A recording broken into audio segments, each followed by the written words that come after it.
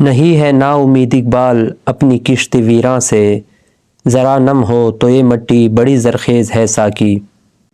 ناظرین و سامعین، امید ہے آپ سب خیر خیریت سے ہوں گے۔ آج کی ویڈیو بہت اہم ہے۔ اس ویڈیو میں ہم ان الفاظ کی درست املا سیکھیں گے جو عوام و خواص کی زبان پر عموماً آتے ہیں، یعنی وہ الفاظ جن کے آخر میں الف یا ہے آتی ہے۔ اس ہے کو ہائے مختفی بھی کہتے ہیں، یعنی وہ الفاظ جن کے آخر میں الف یا ہے آتی ہے تو ہم کنفیوز ہو جاتے ہیں کہ آیا ان الفاظ کے آخر میں ہے آتی ہے یا الف۔ ناظرین، ایک قاعدہ آج کی اس ویڈیو میں ذہن نشین کر لیں کہ ہے جسے ہائے مختفی بھی کہتے ہیں وہ صرف عربی یا فارسی الفاظ کے آخر میں آتی ہے، اور وہ الفاظ جن کے آخر میں الف آتا ہے وہ ہندی کے ہوں گے، انگریزی کے، ترکی زبان کے یا کسی اور زبان کے ہوں گے۔ یعنی یہ واضح ہو گیا کہ جن الفاظ کے آخر میں ہائے مختفی آتا ہے وہ فارسی کے ہوں گے الفاظ یا عربی زبان کے الفاظ ہوں گے۔ چند الفاظ کی مثالیں سیکھتے ہیں کہ جن کے آخر میں ہائے مختفی آتا ہے یا ہے آتی ہے۔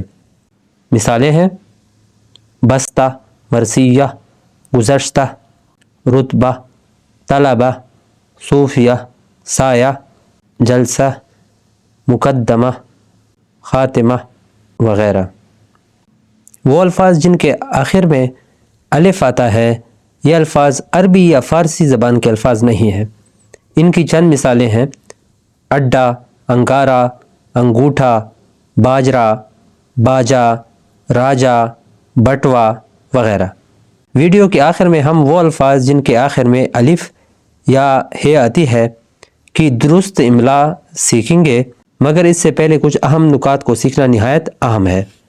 اچھا ناظرین، قاعدہ یہ ہے کہ جن الفاظ کے آخر میں الف ہے ان کے آخر میں ہے نہیں لکھنا چاہیے۔ اس طرح جن الفاظ کے آخر میں ہے اس کی جگہ الف نہیں لکھنا چاہیے۔ ناظرین، اردو میں الف کو دو ناموں سے جانا جاتا ہے: الف ممدودہ جس پر مد آتا ہے، دوسرا الف مکسورہ کہلاتا ہے، یعنی جس پر مد نہیں آتا۔ الف ممدودہ کی مثال ایک لفظ سے آپ کو دیتا ہوں: عام۔ اس میں الف پر مد ہے جو کہ الف ممدودہ کہلاتا ہے۔ اور الف مکسورہ کی مثال کے لیے ایک لفظ ہے اکرم۔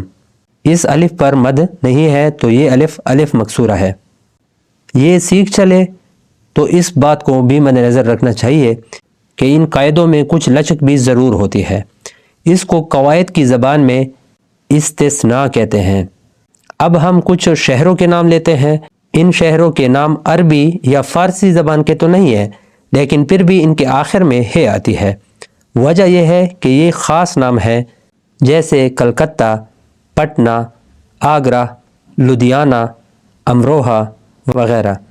اب ناظرین، کچھ الفاظ تو ایسے ہیں جو ہیں تو عربی یا فارسی کے، یعنی ان کے آخر میں ہے آتی تھی، مگر اردو میں ان کی شکل صورت اس طرح بدل گئی ہے کہ اب ان الفاظ کو اردو میں اسی تبدیل شدہ انداز کے ساتھ لکھا جائے گا، یعنی ان کے آخر میں الف آئے گا۔ مثالیں ہیں: بسترا، نشیلا، جگرا، خرچہ، مسالہ، نصیبہ وغیرہ۔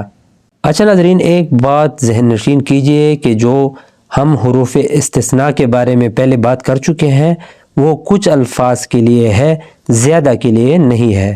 3 الفاظ جن کی املا میں ہم غلطی کرتے ہیں وہ یہ ہیں: طلبہ، صوفیہ، ادویہ۔ طلبہ جمع ہے طالب علم کی، تو بعض لوگ اسے طلباء لکھتے ہیں، یعنی الف کے ساتھ لکھتے ہیں، تو اس میں املا کی غلطی ہے۔ طلبہ کو ہمیشہ ہے کے ساتھ لکھا جائے گا۔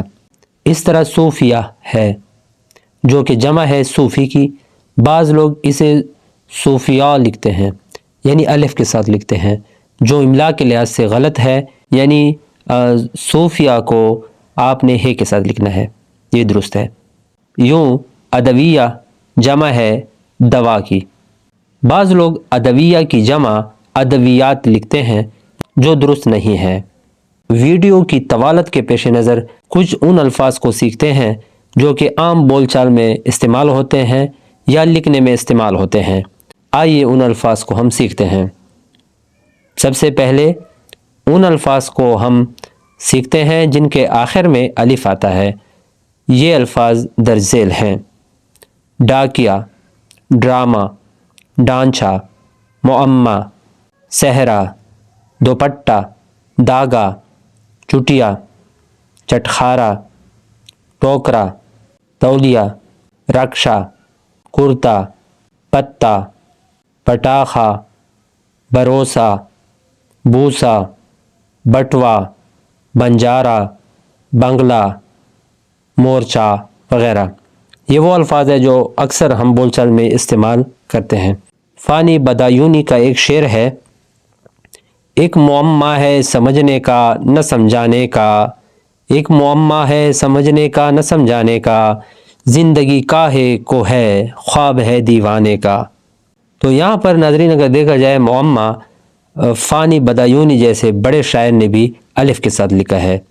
اب وہ الفاظ جن کے آخر میں ہے آتی ہے جو کثرت سے ہم اپنی روزمرہ کی زندگی میں استعمال کرتے ہیں، وہ الفاظ درج ذیل ہیں: مارکہ، صفحہ، گزشتہ، رتبہ، طلبہ، قبضہ، شعلہ، غصہ، غنچہ، مرتبہ، تکیہ، سایہ، جذبہ وغیرہ۔